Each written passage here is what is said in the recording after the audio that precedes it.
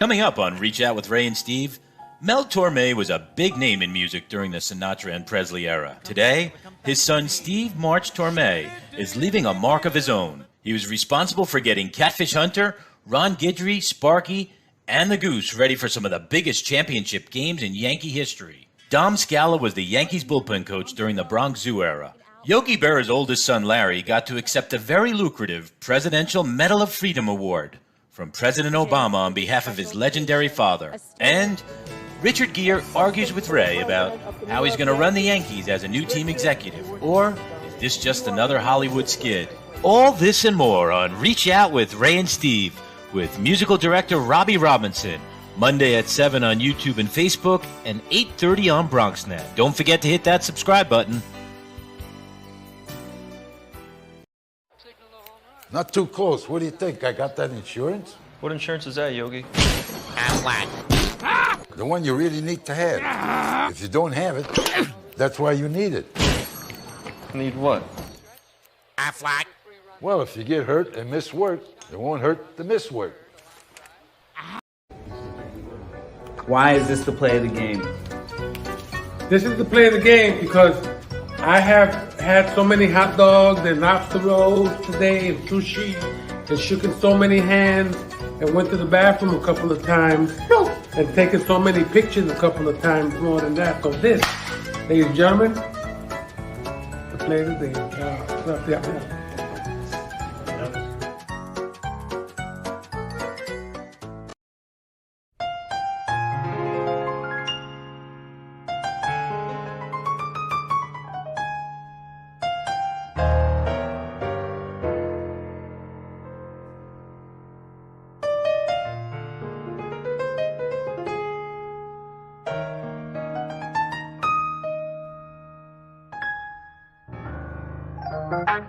Reach out, oh, with Ray and Steve. Reach out, with Ray and Steve.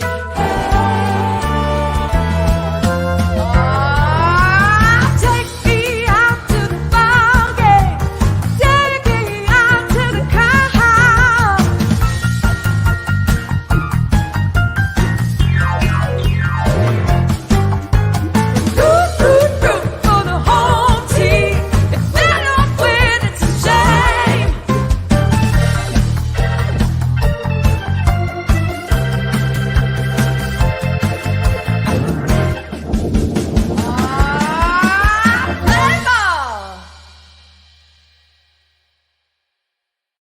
Hello, everybody, and a very pleasant good evening to you wherever you may be. Welcome to Reach Out with Ray and Steve. This is the show where East meets West, the Yankees meet the Dodgers, baseball meets music, and we all come together for community. All right, everybody, it's not time for our host. I guess that's right. It's time for Ray and Steve. Come on in, gentlemen. Get to work. Steve! Wow, I gotta do these bills. What? We're live. Come on, I gotta do my bills with my new Steve, Yogi Berra stamps. I got my new Yogi Berra stamp. Whoa, I didn't know we were live, Carmine. Bring Ray on. Bring Ray on. I apologize. What's your Yogi Berra stamp? There he is. Wow, Ray. I'm at the Old Bowlyard in the Bronx. There we go. Stadium. There we go. Just another great day, and I'm excited for the guests that we have here today, especially my comrade, Dom Scala, who goes back a long ways. No doubt, no doubt. Well, we got Robbie Robinson in the fold. I did all my bills with my new Yogi Berra stamps. We're good to go. Steve, I'm very excited because today it was announced that Frankie Valli and the Four Seasons are going to be at the Paramount Theater in Huntington. Oh, yes. The 12th of August 12th. That's like 4 days after we open up our show. So that's very exciting. And that's the night before Yogi Berra Museum. So we're good to go. Wow. No, we're not good to go because Robbie Robinson has put me in a bad dilemma. Wow. Uh-oh. My phone has been ringing all day with people wanting tickets. I'm sure. And I mean, I'm telling you, I cannot walk around Yankee Stadium because they don't ask me about the Yankees. They say, "Hey, can you get tickets for Frankie Valli and the Four Seasons?" Hello, say hello first. Oh, pick me, Robbie. Yeah, exactly. Wow, Robbie, that's great. please. The Paramount is such a great venue here in Long Island. That's going to be a great night of entertainment. I can't wait. It's a And month does and a that half mean- away. So, are you at the Yogi Berra Museum the night before that we play? The night after. The night. Well, maybe I'll get a chance to come over and see Bat Boy for a change. Oh, there we go. We Hey, need a. There is no way that your boss is going to let you stay in New York while he goes back to L.A. It ain't happening. Well, no, it's not in New York. It'll be in New Jersey, though, Ray. I don't care. If Frankie goes back, Robbie's got to go back because that's the man. Okay, well, we'll have to try to do something to get Robbie there in New Jersey somehow. I've got to see Bat Boy. I've heard that it's a pretty good play. Is it any good? Yeah, it's pretty good. There's Bat Boy. There we go. We're playing at a whole bunch of places. We're going to be at the Argyle Theater on August 8th, the Yogi Berra Museum on August 13th. We're going to be at the Boys and Girls Club of Mount Vernon on July 21st and Kips Bay on July 20th, and in Maryland in the Babe Ruth Museum on Wow. September 15th. So we got a little summer tour going on. That's cool. Yeah, and tickets just went on sale for the Argyle Theater. Bat Hey. Boy returns. Wonder if I could get any tickets from Ray. Yeah, Ray, Here what do you we think? go. Hey, okay, here we go. I will give you 2 tickets for 4 Frankie Valli tickets. Hey, we're gonna have to. My people will talk to your people. How's that? Wow. This is East meets West. There Yeah, we go. baby. There we go. We got it all settled out. But let's go over the standings for a minute. Okay. Because the Dodgers are still killing it, and they're doing a great job. And the Yankees, I mean, we got swept in Boston. So I don't know what's going on there. And the Mets are holding their own. Well, Dodgers had a rough one. You know, we got swept last week by the Padres in San Diego, and that was really a tough one. But we bounced back, and then we get swept by the Padres, and then get no hit by the Cubs with 4 different pitchers. Yeah. But then we've won 4 in a row, or 3 in a row now, I guess. Yeah. It is. I know you got a call from Sarah Nimitz when the Cubs won that one, right? No, yeah, I got a text that had 4 little cubbies. Okay, that's the only time, unless she's performing, that's the only time I've ever heard from Sarah Nimitz when she's bragging about the darn Cubs. Unreal. Keep her away from me, Robbie. I don't know. Well, Ray, you got the Yankee game going on there. Robbie's in Los Angeles. We got a great show. We have Larry Berra is going to be on the show tonight. Dom Scala. And Hey, we by have the way, let me interrupt you, Steve, because he's saying hi to our friend. That's Paul Cartier, the Yankee organist. One of the greats of the greats. Oh He my is a great guy. Oh Wow. my God. He played that in the middle of the inning over here. That's Wow. great. That's great. Well, we have Dom Scala, Larry Berra, and Robbie Robinson. We're going to do a little special with you tonight, but you have a great show coming up. Tell our viewers a little bit about it. Tonight, we have a poster, if we could put it up. Tonight, I'm paying tribute to a dear friend of mine whose birthday is this coming week. It's his birthday week. He is Dr. B3, Dr. Lonnie Smith. He is a Hammond Hall of Fame living legend.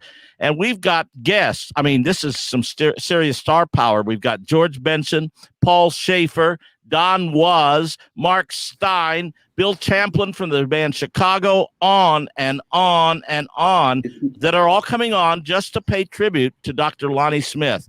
And this guy is a jazz Hammond organ Hall of Famer, and I can't wait. Robbie, Wow. would you say that that's the Babe Ruth of organists? I would say that's the Babe Ruth of organists. Wow, that's a big show. That is a big show. And Robbie, how can people view this after our show tonight? Oh gosh, I wish I had the clip. Well, I mean, I wish I had the YouTube thing, but they can go on Jammin' Java Facebook or Jammin' Java YouTube, and I'm sure by the end of the night, that brilliant producer you have, Carmine, could probably even put up the the www Don't notification.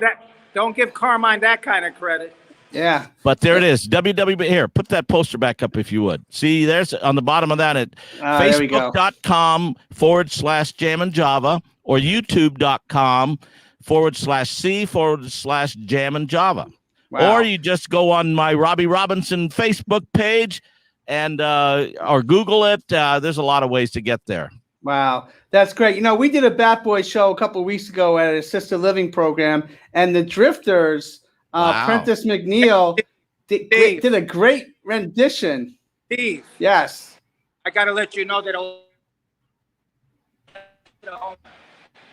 Who hit a home run? Ohtani has just hit a home Ohtani. run. Oh, wow. Oh. Ohtani hit a home run.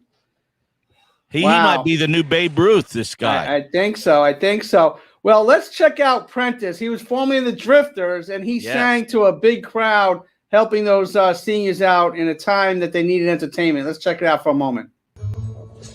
I won't cry. I won't cry.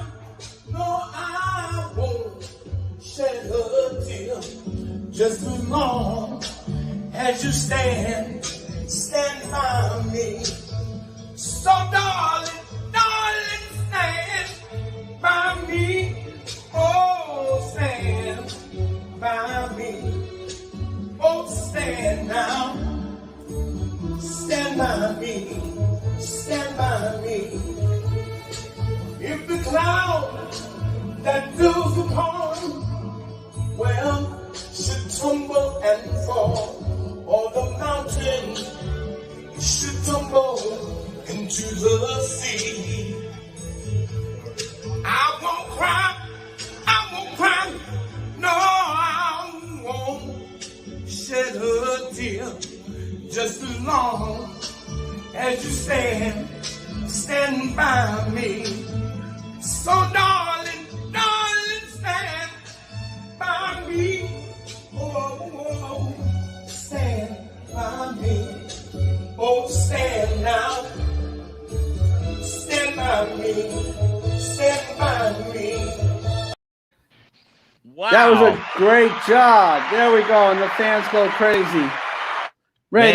that was a great afternoon, and there was so many people that were so thankful there. That was their first sign of entertainment in over a year and a half, and we want to thank Prentice, the former singer of the Drifters.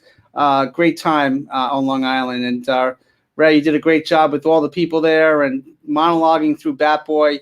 It was an awesome time. But you also spent time with Richard Gere recently, right, Ray? I love Richard. Richard's one of my very best friends. Next to Robbie Robinson and Frankie Valli, that is. Wow. So where am I on the list? Pretty down there on the list, I get. But you spent some time with Richard Gere. Let's check out the video. The clip. Yep. So Richard Gere is here, and he's taken over the Yankees. Richard, you are now the new assistant to the president of the New York Yankees.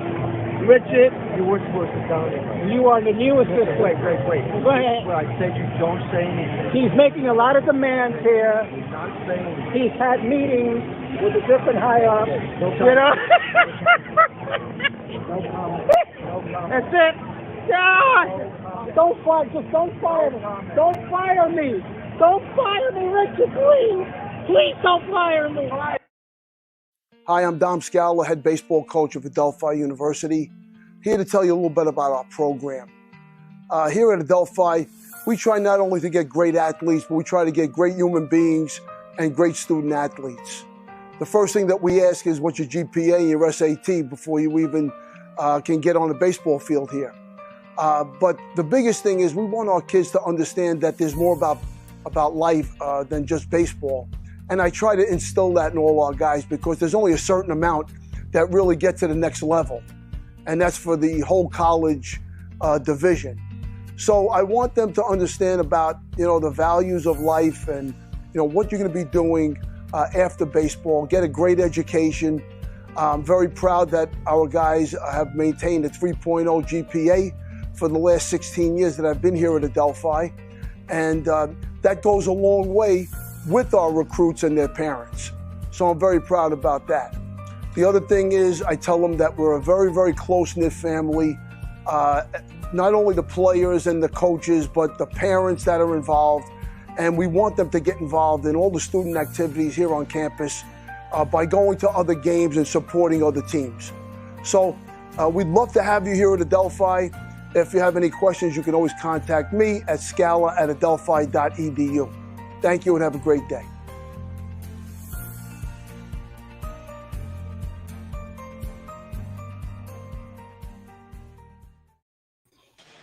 Cool. Good stuff, right? Yeah, that's great. He does great. That's great. Well, we have him backstage. Let's bring in Disco Dom, right? There we go, Dom Scala. Dom, thank you very much, sir, for joining us here on Reach Out. Thank you. Thanks for having me. Great. You always have a great show. Hey, let me just say this, Ray. Thanks so much for having me on with the great Robbie Robinson. It's a great thrill to be on with him. Well, I've got your city right here pasted on my chest. That's right. And another thing, Ray, I have some bartering to do with you for Frankie Valley tickets. Let me just show you this ball. This is my prized possession. I have Billy Martin and Mickey Mantle on a sweet spot. I have Joe DiMaggio on a sweet spot. Wow. This is from around 1980. Okay, circa 1980, Old Timers Day. Wow. Mel Allen is on this ball.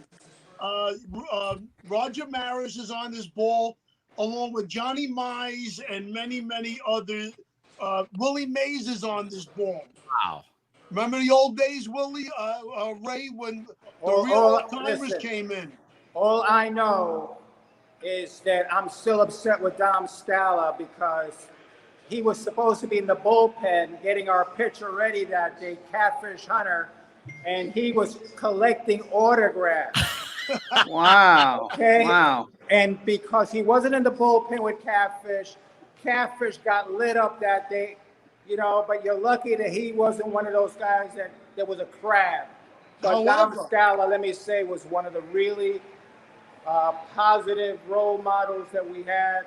And he was a guy that could be very, very cool. The players loved him because he wasn't one of these crabs. You understand? He was a guy that was a regular guy from the streets who loved the game and knew the game.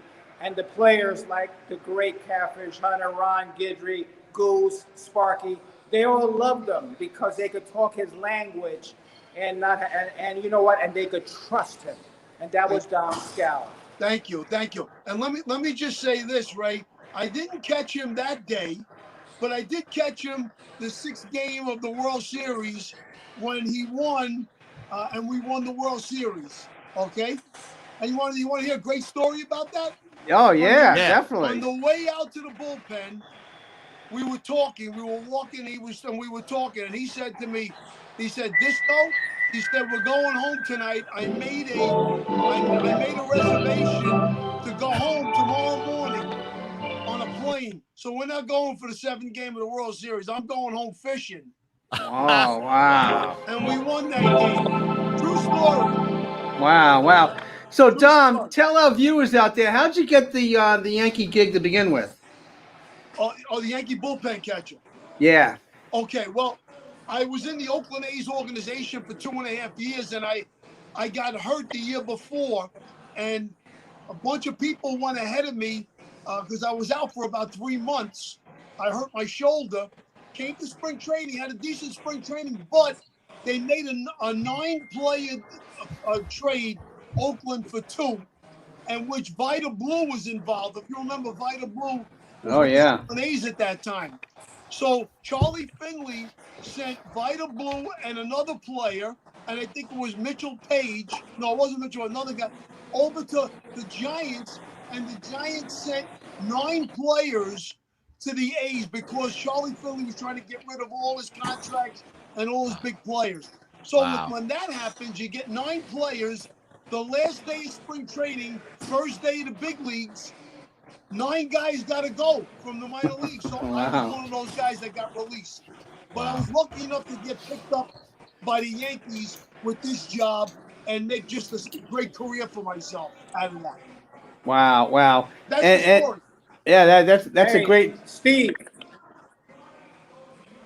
let me tell everybody, Robbie, you'll appreciate this story. Dom Scala was musically inclined, and during the era of John Travolta and Saturday Night Fever, he was the best dancer on the team. Wow. By So far. we called him Disco Dom. One night we were in Chicago, okay? We were all going dancing, and so everybody loved to watch Dom Scala dance. Wow. So George Steinbrenner showed up that night in Chicago, and we had a table, and so Steinbrenner says, "When is the disco guy gonna start dancing?" Hey, and Dom was taking a long time for whatever the reason. Oh, And shit, my Steinbrenner pants. yells out, "If the disco guy doesn't start dancing soon, I'm gonna fire him." You know why it took me time? I was shitting my pants in the back. Wow, that's great. Now, Dom, you do such great work. You've been a Delphi baseball coach for years now. Talk about that, what that means to you, and how have you transitioned out of this pandemic now? Well, I don't know. It seems to me that right now I'm in a transition period. I left the Delphi. I don't know if you know that. I left the Delphi after 18 years, and I'm transitioning right now. And I'm kind of like semi-retired, but I'm looking around. If something comes up that I like, well, then I'm going to do it. But I'm still working with the kids. As a matter of fact, I started my summer camps today out in Garden City, Long Island, where I have 52 kids that we're teaching them the basics and the fundamentals of the game. And I just love teaching the kids and giving back to the game. And then I have 3 more weeks in Queens over here where I come from, where I'm going to have at least 55 and 60 in each camp. Wow. Yeah. Hey, Dom, I saw a thing on your website, Dom. When I looked at your website, you had a line on there that my college professor used to tell me every day, and he would say, "It's not practice that makes perfect; it's perfect practice that makes perfect." You want to talk about that? Correct. Sure. Listen, we all know nobody is perfect. However, I told these kids today, I had that in my welcoming speech today, that's the motto of our camp. And the reason why we say perfect practice makes perfect, because you can take batting practice for 2 hours, and you can take ground balls for 2 hours. But if you don't do it the correct way, the fundamental way, and you're going to just waste your time. Well, you know something, Dom? Let me interrupt you. That's the exact same thing in music. And that's why my professor in music used to tell me that 100 years ago. And I tell any young people about in music, I say that same thing, perfect practice. It's not practice that makes perfect. It's perfect practice. And so that's the first time I've ever heard that outside of my little world. So that's cool. You're absolutely right, Robbie. And again, I watched a couple of kids hitting today. Now, their parents are going to pitch to them, and they're going to swing up in the air like this, and the parents is going to throw it to hit the bat, and they're going to go, "Wow, look at my kid hit that ball 100 feet." And there's a little kid, In the meantime, if a guy pitches the ball, he's going to swing through it because you don't have the right swing. Wow. Similar to a couple of the Yankees today. No doubt. Now, 2 things, Dom. First of all, we got to talk about your grandson. I mean, look at that. Beautiful boy there. So cool. Congratulations. Yes. That is precious. I love What does he him so mean much. to you? What does family mean to you, Dom? I love him so much. Your family, it means everything to you, especially in the worst of times. Everybody has friends and stuff like that. But, when things aren't right, those are the people that you can depend on. Those are the people that are going to tell you straight out. Those are the people that are going to lift you up. And my grandson just lifted me up the last couple of months. I mean, I had I had a lot of time to spend with him and babysit him. We just had him for the weekend here, and I just love doing things with him, watching planes, and we were doing we were watering plants together. I had him on a tricycle, all that stuff, all that stuff, So Awesome. It's all good. It's all good. It's beautiful. So, let me just say, Dom, being here at Yankee Stadium, and I hear all the different baseball people. I hear your name every once in a while. I mean, there are rumors of you getting back into the pro game. Is that a possibility, or what's the story with that? Yeah, you know, that could be a possibility. I'm all in for to talk to people, and I consider it an honor that I'm being talked about, like you say, you know, in the works there. Nothing is concrete, of course, but you know, just to be considered again by the New York Yankees after my years at Adelphi, I consider it an honor because I'm always going to be a Yankee. You know, once a Yankee, always a Yankee. There's another saying for you, Robbie. Once a Yankee, always a Yankee. You know.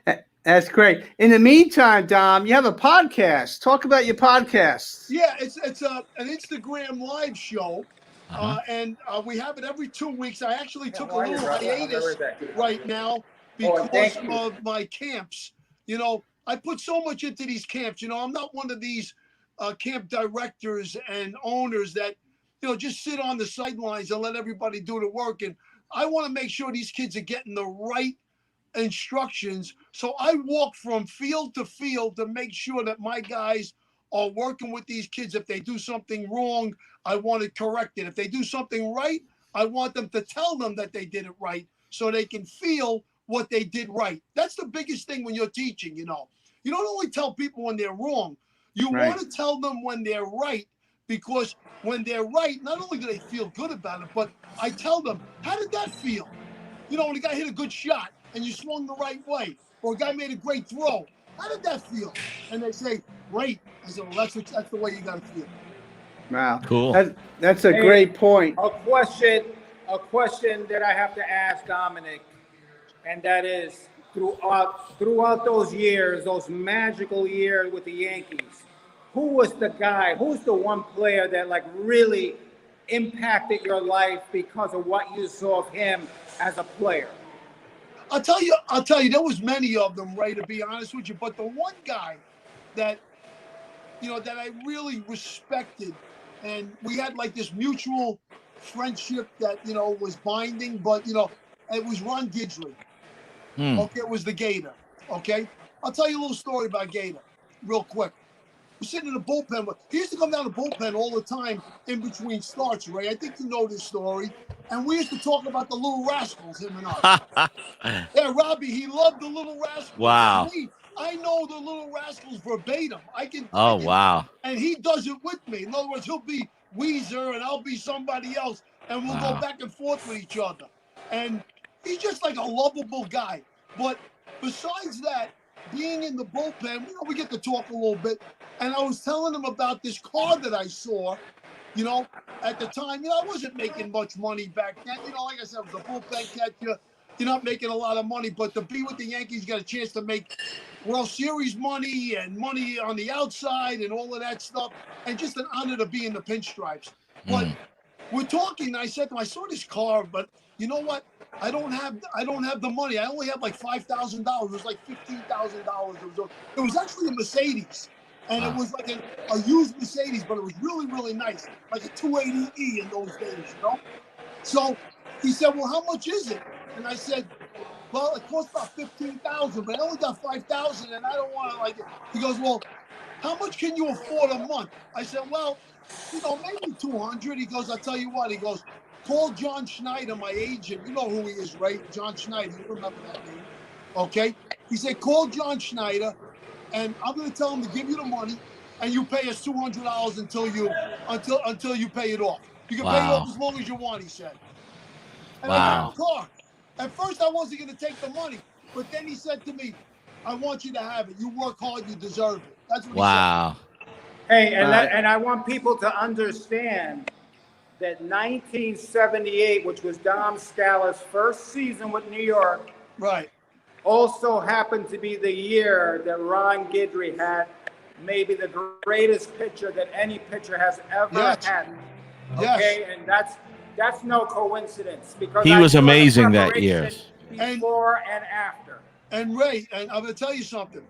I got there, and I was the only guy that he wanted to meet. He wanted me to warm him up every game. He didn't want anybody else. Well, maybe it was a superstition, but it was a way that we talked it. Do you know Ron Guidry? I'm going to tell you this, Robbie. Yeah. And Steve, Ray probably knows this because he was around at that time. Do you know he only threw 20 to 25 pitches for his warm-ups? Wow. He didn't throw like 50 or 60 like some of these other pitchers. They go out there. He threw 20 to 25 pitches. And I said to him, why do you only throw 20 to 25 pitches? He goes, well, I want to save it for out there. I don't want to leave it in here. Interesting. Hey, yeah, he used to like throw easy, and then the last 5 he would let them go. and Robbie, I want the fans out there to understand the magnitude of what Dom, why I'm such a big fan of Dom, and that is because he was chosen. He was chosen. The position was chosen by George Steinbrenner because he only wanted one guy to be able to do that because others who had tried to do it had gotten hurt. Regular position guys who he had put in the bullpen. Oh, yeah. They had broken fingers and things like that. And he said, I want one guy that can be a specialist at doing that. And that's what Dom Scala did. Wow. You know what's funny about that, Ray? The first night that I was, when I walked out, first of all, I got my pinstripes on. I walked outside. Yogi Berra says to me, he says, Dom, go to the bullpen. Tidrow's out there. We want to see if you can catch Dick Tidrow. Because Dick was nasty. He had nasty stuff, Sinker slider guy, but, threw the ball hard, And I was able to handle him, and they went like this. They said, you're in. Wow.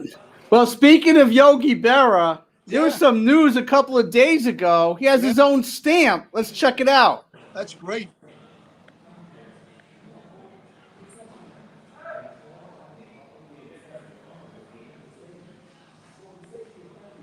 That is so cool.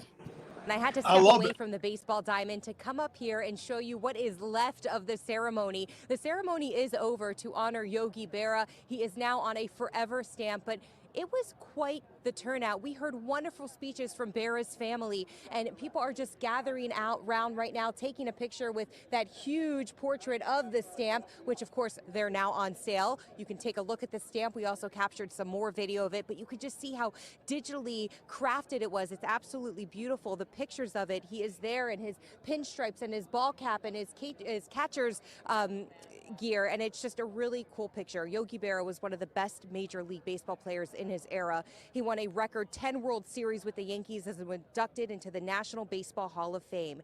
He's considered the best catcher in the American League in the 1950s, and his beloved fans across the country can now celebrate the legend with a special creation, a stamp showing an original digital portrait of the player, and it is quite unique. Now, the Yogi Berra stamp is being issued as a forever stamp and revealed for the first time at the Yogi Berra Museum and Learning Center. It's not hard to honor and celebrate Yogi Berra. What's happening today with this stamp is just going to make our job here at the museum that much easier. Because thanks to the U.S. Postal Service, Yogi's legacy will now be zipping around the entire globe. And here at his museum, we can't imagine a better messenger for greatness and goodness than Yogi's smiling face. And that was just a little clip of this ceremony that lasted about a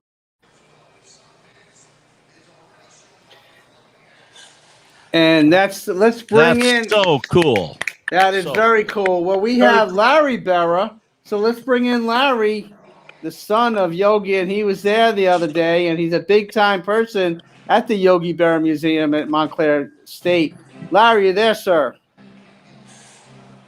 Yes, I am, Ray. Hey, Larry. How you doing? You're in uniform. How you doing? Good. Larry, nice beard. I just won a softball game. All right. Hey, Steve, you should grow a beard like that. Yeah, I should grow a beard like that. So, do you know Dom Scala, Larry? I'm sure you guys met. Yes. Man, never saw him before in my life. How you doing, Dom? And then Larry, that's Robbie Robinson, Frankie Valli's musical director for over 43 years. Hey, Larry, we met before. I met you at the museum. Yes, we the hung out a museum. little bit. Yep. Right. Yeah, we had a good time. So You see we that- have you some see that- pictures. That picture you're showing now? Oh, this one right here. Yeah, I'm 60 Is that one? pounds lighter. Wow. There we go. Wow. So Larry, talk about the other 60 day when pounds your lighter father than was that, honored. When your father was honored with this stamp. Talk about that time. Boy, it's I mean, I've had the privilege of accepting a couple of things from my father. I accepted his number 8 in 1972 when they retired it at Yankee Stadium. You know, it was naturally his induction in the Hall of Fame, but the two big things now are accepting the Presidential Medal of Freedom from President Obama, and then now having a stamp, a forever stamp by the Postal Service issued is just I call it the stamp of approval that he's come full circuit. He's actually, I mean, it meant a lot more to me, probably more than anything. I was a stamp collector for years as a kid, and actually my 7th grade baseball coach got me into it, and then I just one day happened to say to him, "How does my father get on a stamp?" And he says, "Well, you don't want it to happen now because you have to be deceased to be on a stamp." So I said, "Well, let's wait a while." And he finally got on one. But it's for me and my family and my brothers and everybody. It's just a great honor, and the picture. I mean, the likeness of him is just incredible. It just brings out the way he was originally, and I'm sure Ray and Dominic know that he was always smiling. You never really saw him. He didn't badger anybody. He just wanted to make sure that everybody played the right way and was treated the right way, and there's nobody better than anybody else. Great man. Great man. And let me chime in for a second. Now, I am probably the rare bird in this camp that I'm not the Yankee fan. I bleed Dodger blue, and I dreamed of the years when Yogi could have been a Dodger. But I will say, Yogi Berra to me is one of the greatest players in the history of the game, especially when you take not only his performance on the field, but off the field, because he was a class act. He is the epitome of the class act. I just loved Yogi, and we're actually from the same part of the country. I'm from near a little town outside of St. Louis. And so I know all that area that he grew up there. I had dinner with I had dinner with Yogi and Tommy. How about that? That was a crazy night. That's pretty good. And Ray, what are your thoughts about Yogi Berra and the Berra family, Ray? If there is a man in the world that has anything negative to say about Yogi Berra, then he's a liar. Because Yogi Berra was one of the greatest individuals that I ever knew, and he was a very kind soul. And his son Larry is a great individual too. I've known Larry for many years, and he's shown me nothing but respect through the years, and I am eternally grateful for that, Larry. Thank you. Wow. I appreciate it. I've had the privilege in my softball days. Now I play on a travel team too, and we travel around the country. And we just came back from Ohio, and we played a team from Detroit, and they came up to me, and they were saying, "We loved your father. We loved watching him play and everything." And I'm saying, I'll tell you, I've been hearing this all the time. I'm going, he used to beat you guys all the time. How could you like him? And he goes, well, he won, but he beat us with respect. He never boasted or bragged. He played the game, and if they won, he won. He never rubbed it in anybody's face. It was just the way he played the game. He literally played the game to have fun. And if he came out on the winning end, it made him happy. And I'm sure, but it would have never, because when he came home, he never brought a loss into the house. He was always ready to play Monopoly with us or chess or something. He left a bad day or a bad game at the field. Larry, you mean when he hit a home run, he never flipped the bat?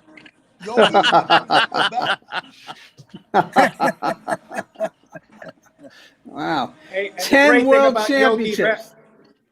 Steve, the great thing about Yogi Berra was everybody saw him as such a kind soul, but this guy was probably the most competitive Yankee, probably next to Babe Ruth. And if you ever asked him about 1955 and Jackie Robinson, the first he'll say was he was out. That's right. That was the first thing I asked him, Larry, when I met your dad. I just said, okay, was he? I didn't say anything. I said, was he safe or out? And he knew what I was talking about, of course. And of course, look what I'm in honor of your father. Well, you know the thing. Oh, there we go. I got number 42 here on. I think, Robbie, you're really a Yankee fan in Dodger Blue. No, you know what? not. I love If he was baseball. a Yankee fan, he would have wore that number 8. He couldn't even for Yogi, he couldn't wear number 8. Yeah, Unbelievable. we gotta get you on a new contract, Robbie. I do have a question I'd like to ask Larry if I could. Go ahead, Larry. Go ahead, Larry. No, I was just going to say that one of the great things when Dad was alive, whenever he saw Rachel Robinson at any event or anything, Rachel would look at him and go, safe, and my father would go out, and then they would hug and kiss, and that would be the end of it. This is my question, because I remember talking to Joni at the museum, and one of the things that, of course, most people who know baseball and know Yogi know that he got turned down by Branch Rickey when Branch Rickey was working for the Cardinals, and he and Joe Garagiola went and tried out for the Cardinals, and they signed Joe, and Branch Rickey told your dad that he didn't have a career in baseball, that he should try something else. But the rest of the story, of course, is the fact that Branch Rickey knew that he was going to be leaving the Cardinals after that year, and he went over to the Dodgers. And was he just trying to hide him for the Dodgers? That's what I had always heard. Is that true? Do you know? Supposedly, that's a true story because Dad's Legion coach knew a Yankee scout, and when the Cardinals didn't sign him, he brought the Yankees into the picture, and the Yankees made him an offer, and he said, if you give me $500, I'll sign. And then that winter, before spring training was supposed to start, I believe it was in 42 or before they got him into the minor league, Branch Rickey actually called him and said, I want you to come to West Point. I want to bring you to West Point for the Dodgers spring training. And he goes, Mr. I can't. I've already signed with the Yankees. And so Branch Rickey was too good of a baseball man not to see Yogi's talent. Right. You know. Wow. Well, everybody makes mistakes. Yeah. That is true. Well, gentlemen, Larry and Dom, thank you so very much for joining us here tonight. And God bless you. I'm sure we're going to see each other down the road real soon. Thank you so much. All right, guys. Ray, it was great to see you, Larry. Dom, hope everything is well. Good. I have 2 little grandkids too now myself. I know, buddy. Congratulations on the stamp. Actually 3 altogether. That's great, man. I hope I see you soon. All right. God bless, guys. Thank you, Larry. Thank you, Dom. So, Robbie, Ray, what hit a home run to tie the score at 2-2 in the 3rd inning. Good. Wow, we got a little play-by-play here. My favorite Yankee, Gio Urshela. Awesome. There we go. I love it. There we go. So now this is our music part of the show. And Robbie, you've been such a great performer, entertainer, keyboardist, musical director for so many years. You're a great Christian. But tonight you have a special show. It's kind of a birthday kind of show, right? Yes. if you don't know me, I love the Hammond organ. I play the Hammond organ. I own 12 Hammond organs, and I've been playing them for almost 50 years. Hammond organ. It's the Harley Davidson of the musical instruments. It's the icon. You can see behind me. I've got about 3 of them behind me here. Hammond organs. Tonight, one of my dear friends is one of the greatest Hammond organ players that ever lived. As Ray so articulately put it, he is the Babe Ruth of the Hammond organ, and that's him and he and I in that picture. His name is Dr. Lonnie Smith, and he is a legend in Hammond organ playing. He's a jazz legend. He's got a new record coming out on Blue Note Records, and his birthday is this week. And so I thought we need to pay a tribute to him. And so he's done some interview stuff with me. We've got George Benson tonight on the show, Wow. Paul Schaefer, Don Wow. Was, he's the producer of the Rolling Stones. We've got about 25 Hammond organ luminaries, musician luminaries coming on. Plus, even what's his name? Paul Giamatti sent in a little thing, and we've got a couple clips of little teaser sneak previews of our show tonight. I wonder what he's got. What Carmine's got up first. Maybe we could play that one of those first clips. Let's check it out. Do you really mean that, or are you just playing that? I want to hear you, if it ain't nothing but this one note. He took it to another level and played things that nobody else even thought of. He can get sounds that you wouldn't think could come out of an organ. Dr. Lonnie is the Coltrane of the B3. There's no ego or contention in him until he sits down with you.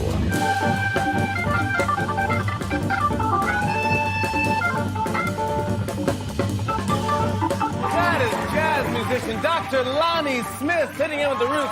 Fantastic. Thank you. Well, you guys had the best group in Harlem back during that time.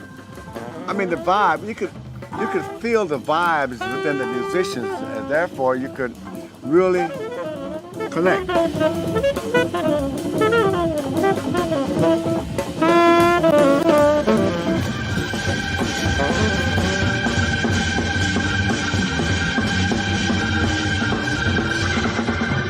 He taught me about all the other stuff that they don't teach you in music school.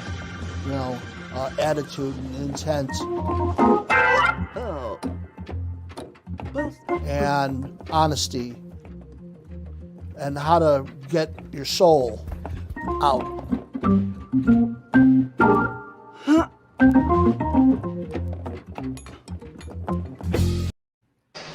So that gives you just a little glimpse into the musical heart and soul of a living legend, and he is absolutely a living legend.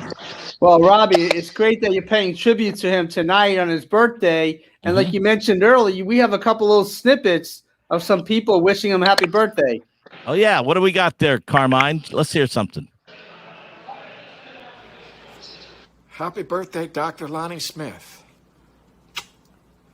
I won't sing. I won't do that. That wouldn't be good. But I'm going to wish you a happy birthday and say I love you, I miss you, I'm sorry I haven't gotten down there to see you. I think about you all the time. Thank you for being my friend, and it is my privilege to be your friend. I hope to see you soon. Happy birthday. I love you, man. Hi, well, it's Paul Schaefer, and it is my great pleasure to appear here on the Robbie Robinson Show and to be part of Robbie's tribute to the great Dr. Lonnie Smith, who, when it comes to musicians, I don't care what instrument, this guy is one of the all-time greats. But first I got to talk about his inner self. He's one of the kindest people I've ever met in my life. And I think back to the first time I met him. It was at a nightclub, and I think it was the Village Vanguard. And I think he was playing, co-headlining with Lou Donaldson, the two of them playing together. And I approached him on the bandstand and walked up there in between sets. Excuse me, doctor. He turned around and said, "You owe me money."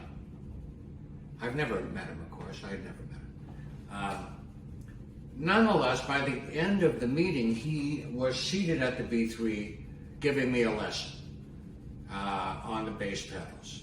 That's the kind of open heart he had, and although he came on strong at the beginning, he became at that moment a lifelong friend, a man who calls me occasionally from Fort Lauderdale just to check in, and when I receive a call like that, I say, how did I get so blessed? How am I so lucky to count Dr. Lonnie Smith as one of my friends?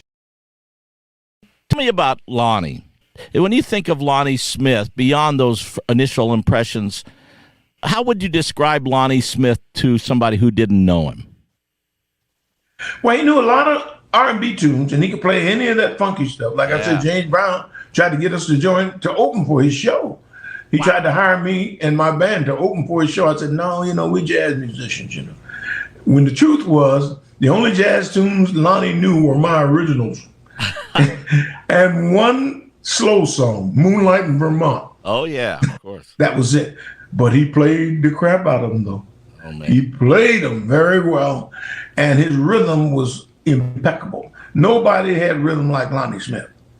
And the man, Dr. Lonnie Smith today, and I don't want to use that name now because he loves, when he switched to Dr. Lonnie Smith, his whole life leveled out beautifully. Oh, yeah. Well, he is a doctor, even though he's not officially a doctor, but he's a doctor in the hearts and minds of all of his fans and friends. That's true. And he is a doctor. I mean, this guy's so deep musically, as you are, of course. Both you guys, who could have thought, you two young guys getting together way back in the day like that, then decades later, you're both jazz master by the National Endowment of the Arts. You've got Grammys coming out your ears, and you both have had a lifelong career in the music business and created just a monster career for both of you. Who could have envisioned that? Mr. Jimmy Boyd, the guy who became our manager, he kept encouraging us.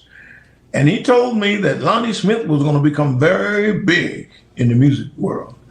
I didn't think Lonnie would gain a lot of mileage in it, although I already knew he was a great musician in the sense that he had all the elements. He had the two most important elements in music to me. Ooh, what's that? He sounded good and he felt good when he played. He had a great sound on the organ, and all his music felt good, made you want to dance or do whatever. But when he touched the organ, something wonderful happened. So he had those elements. But remember, we were both untried, and so nobody knew where we were going to end up. We were just trying to find out where we belonged in this world, Hey, Dr. Lonnie, my brother. Brother Ellis Hall here, partner, celebrating your day, your birthday, but also thanking you for organizing our spirits for so long. And having said that, I say, happy birthday to you. Happy birthday to you. Happy birthday, Dr. Lonnie. And then, happy birthday. All right, to you.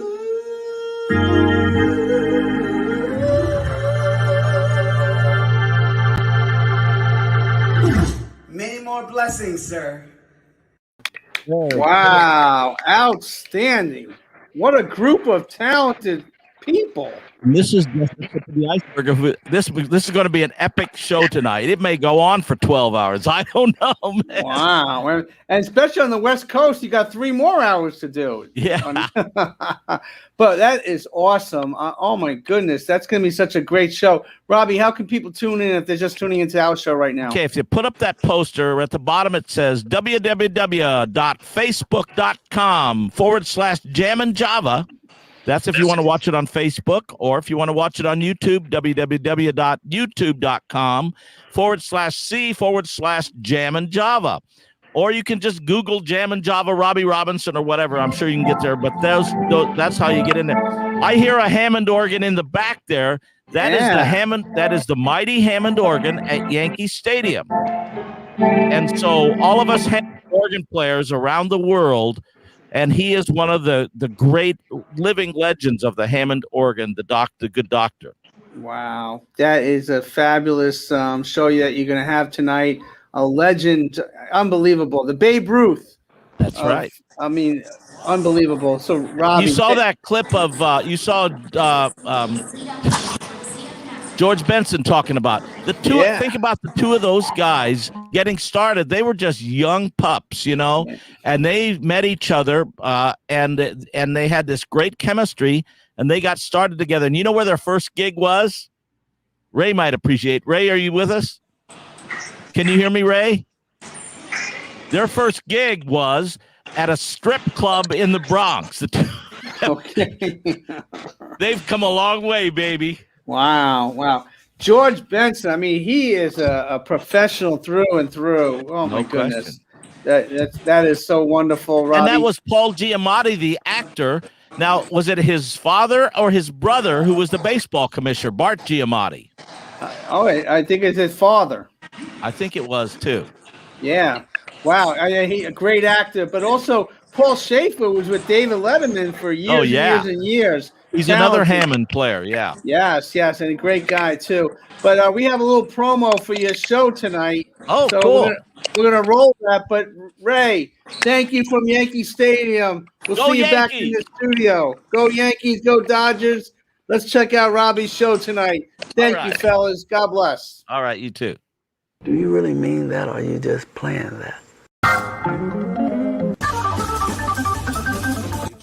All right, everybody, I've got to tell you about my dear friend, Hammond organ legend, Dr. Lonnie Smith, is going to be our guest. Dr. Lonnie is the Coltrane of the B Tree.